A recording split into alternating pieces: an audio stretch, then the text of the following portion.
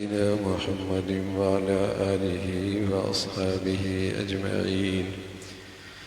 الحمد لله والصلاة والسلام على سيدنا محمد وعلى آله وأصحابه أجمعين.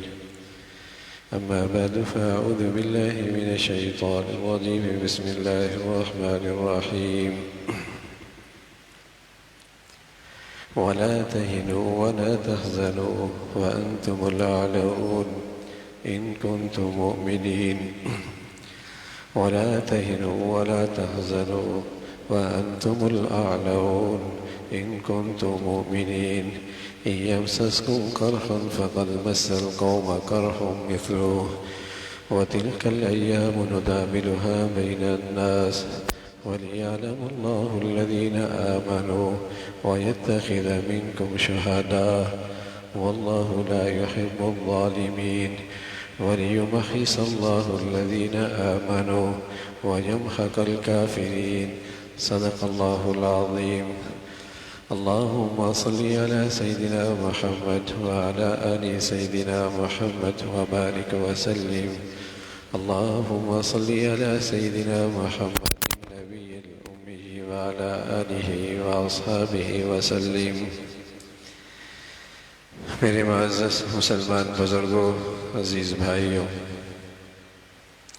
ملت اسلامیہ، امت مسلمہ، اہل ایمان، اہل دین، دین پرست، دین سے محبت کرنے والے مسلمان امت کو اپنا جسم کا حصہ قرار دینے والے آج ایک کرب کی زندگی میں ہے، ایک تکلیف کی زندگی میں ہے، ایک درد کی زندگی میں ہے اور ایک بے بسی کے عالم میں.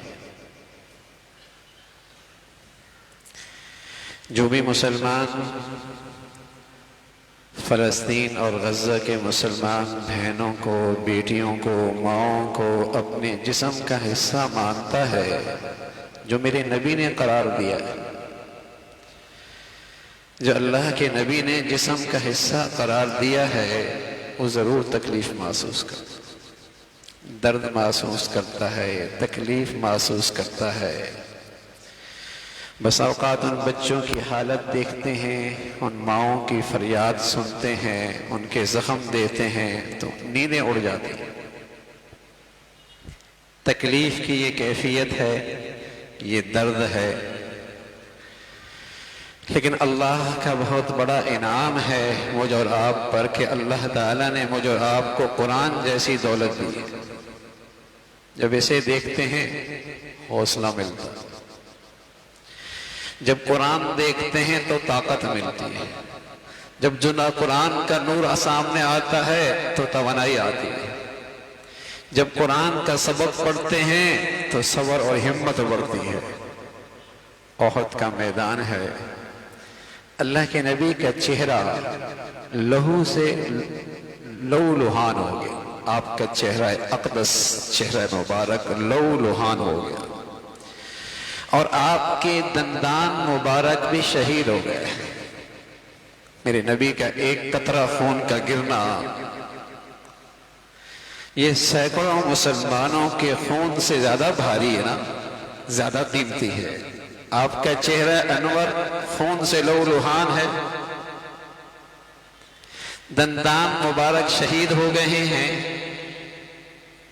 پیارے نبی کے پیارے ساتھیوں کے زخمیں اور لاشیں سامنے پڑی ہیں. انسان ہے، غم زدہ ہوتا ہے، تکلیف محسوس کرتا ہے، درد اندر اٹھتا ہے تو اللہ کی طرف سے حوصلہ ملا. وَلَا تَهِنُوا وَلَا تَحْزَنُوا وَأَنْتُمُ الْأَعْلَوْنَ إِن كُنتُم مُؤْمِنِينَ. غم نہ کرو، کم ہمت نہ ہو گئے، کمزوری نہ دکھاؤ، ہمت نہ ہارو، غم نہ کرو. وَأَنْتُمُ الْأَعْلَوْنَ إِن كُنتُم مُؤْمِنِينَ. سر بلند تم ہی رہو گے اگر تم ایمان والے.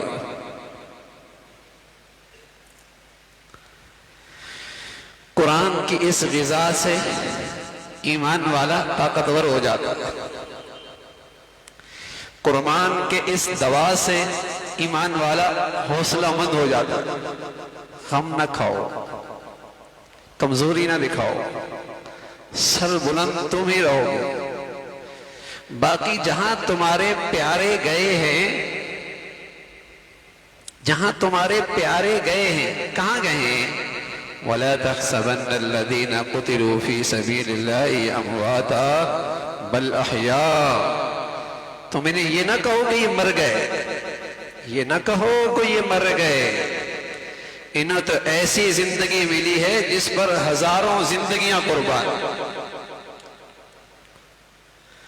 تم نہ کہو کہ مر گئے ہیں، ان کے گھر اجڑ گئے ہیں، ان کی زندگیاں ختم ہو گئی، تم یہ نہ کہو کہ یہ مر گئے، انہیں تو ایسی سدا زندگی ملی ہے، کل یہ دنیا کے اپنے دسترخوانوں پہ کھایا کرتے تھے، اب یہ اللہ کے دسترخوانوں پہ کھاتے پیتے ہیں۔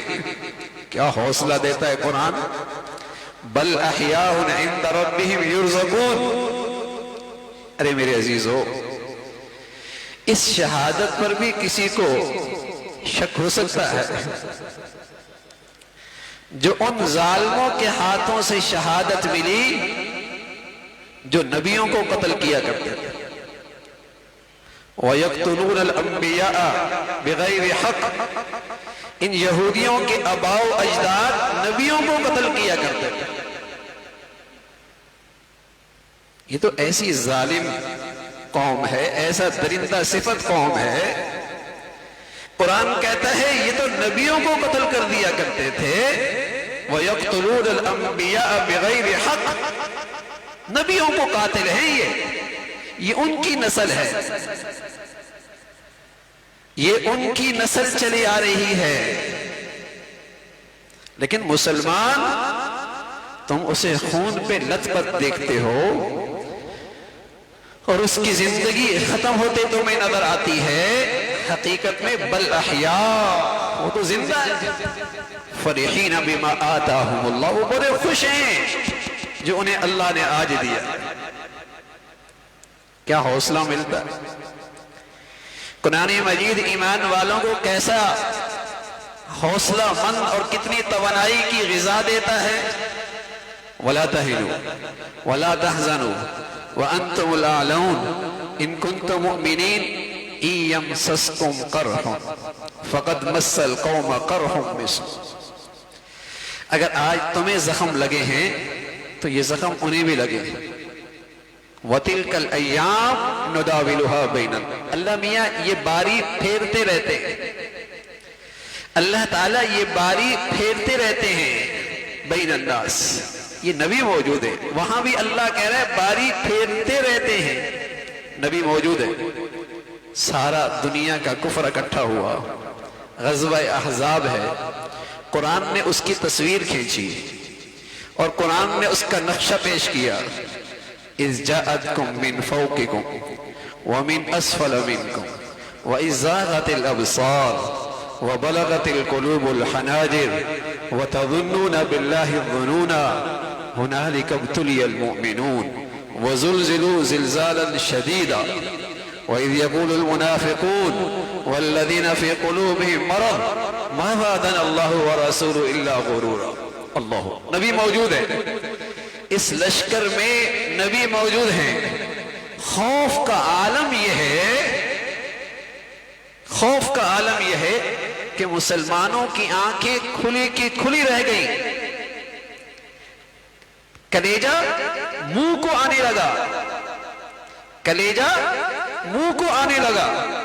وَتَظُنُّونَ بِاللَّهِ الظُّنُونَ، تو مسلمان اللہ کے بارے میں عجیب و غریب خیال کرنے لگے، کب آئے گی مدد، کب آئے گی نصرت، کب ملے گی کامیابی، کب آئے گا اللہ کی طرف سے فیصلہ۔ وَتَظُنُّونَ بِاللَّهِ، نبی موجود ہیں، مسلمان میرے نبی کے ساتھ ہیں، یہ کیفیت آئی۔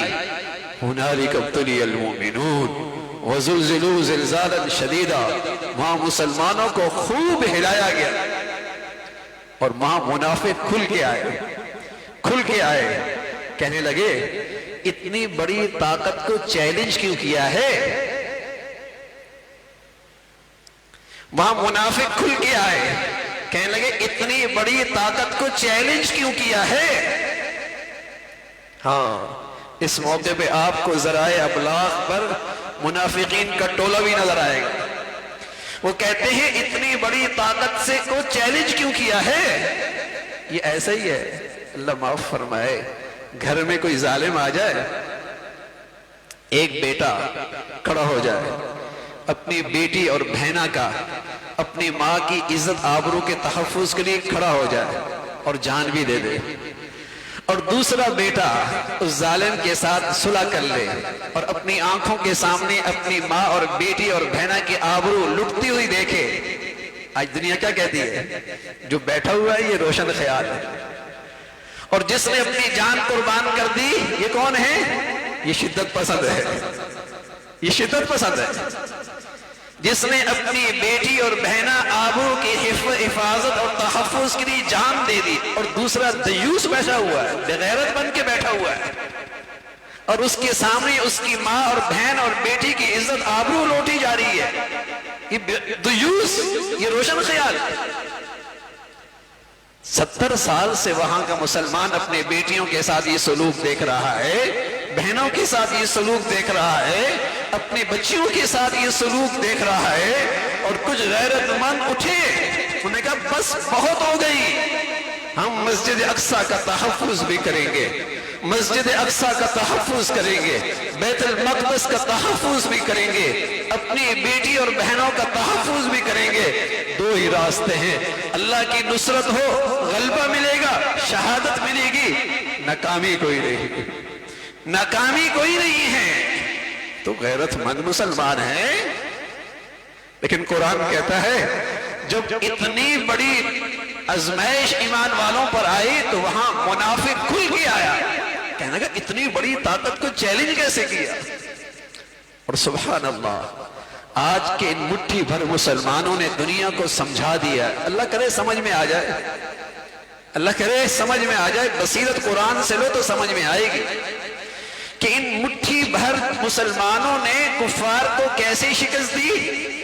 ان کی انٹیلیجنس دنیا کی نمبر 1 شکست دے دی نا، ان کی عسکری طاقت شکست ایسی ہوئی کہ آج وہ مجبور ہے امریکہ سے، فرانس سے، دنیا کی طاقتوں سے مدد لینے کے لیے، کیسا بری طرح اسے رسوا کیا، اور وہ مسلمان اخلاقی طور پر بھی جیتے، انہوں نے ان کے بچوں کو نہیں مارا، عورتوں پہ ظلم نہیں ڈھایا، انہوں نے شفا خانوں پہ حملہ نہیں کیا، انہوں نے ان قیدیوں کو ویسا رکھا جیسا ہمارا دین کہتا ہے، جیسے ہمارا اسلام کہتا ہے، جیسے ہمارا ایمان کہتا ہے۔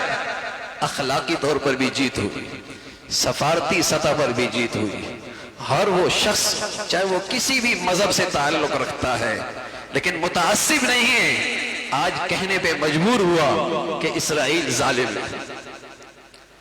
تو اور کیسی اللہ کی مدد و نصرت ہوتی ہے؟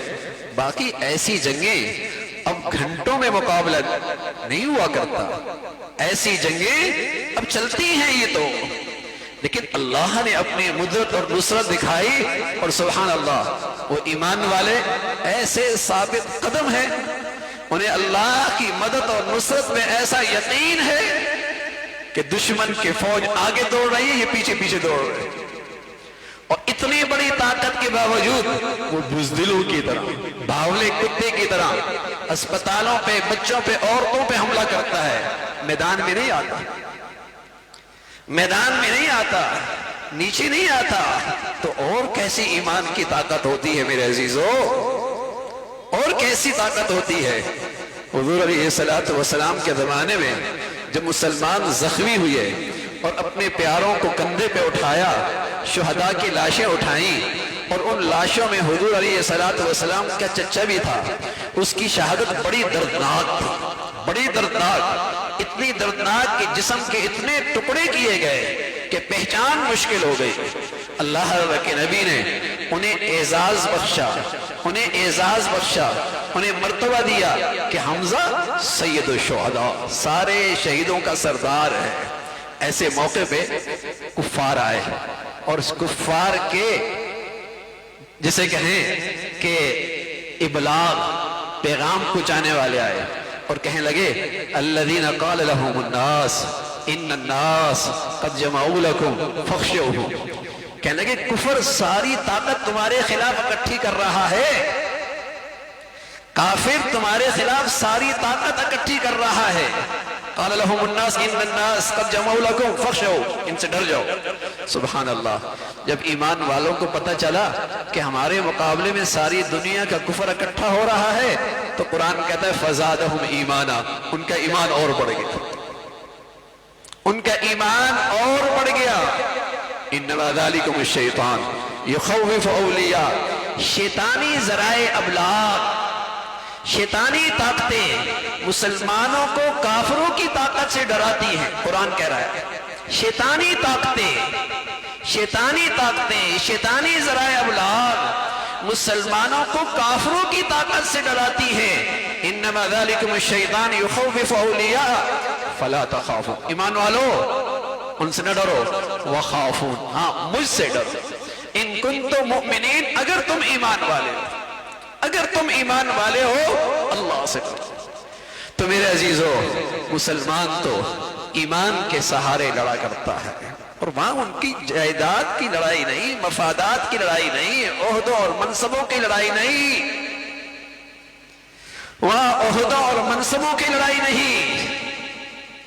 ان کے سامنے دونوں راستے تھے، ان کے سامنے دونوں راستے تھے. ایک راستہ غلامیت کا بھی تھا کہ تم خوب ترقی کرو، تم معاشی لحاظ سے، عسکری لحاظ سے، دنیاوی لحاظ سے خوب ترقی کرو، لیکن رہو میرے غلام بن کے. یہ راستہ بھی تھا ان کے پاس. اور دوسرا راستہ کیا تھا؟ اگر میری غلامی قبول نہیں تو پھر تمہیں میرے ظلم کا سامنا کرنا پڑے گا.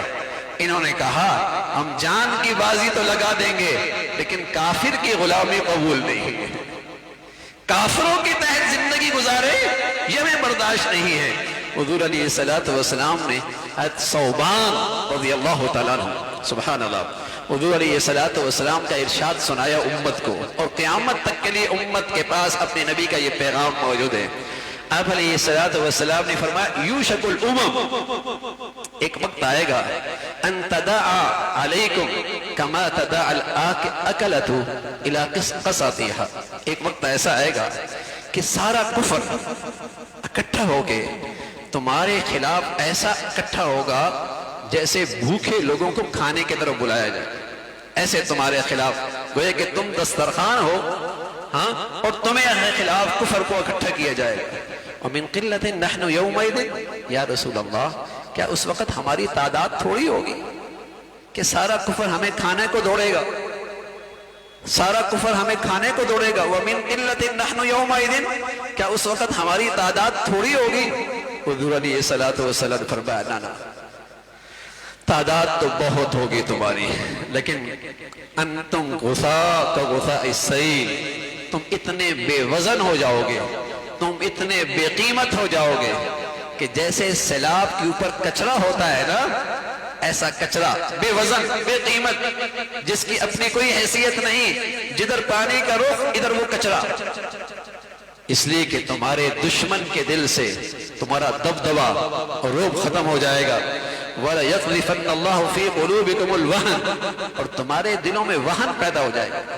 قالوا یا رسول اللہ یہ وہن کیا چیز ہوتی ہے جو ہمارے 57 ملکوں کے حکمرانوں میں اور سلطنتوں کے اندر یہ وہن بیٹھا ہوا ہے، یہ ہے کیا چیز؟ اتنی توانائی، اتنی طاقت، اتنے وسائل، اتنے افواج، اتنی عسکری طاقتیں، یہ کیا چیز ہے؟ حضور علیہ السلام نے فرمایا حب الدنیا و کراہیت الموت، جب تمہارے اندر جینے کا شوق ہوگا، موت سے نفرت ہوگی، دنیا تمہارے اندر رچ بس جائے گی، تم مردار بن جاؤ گے، مردار، تم زمین پر بوجھ بن جاؤ گے،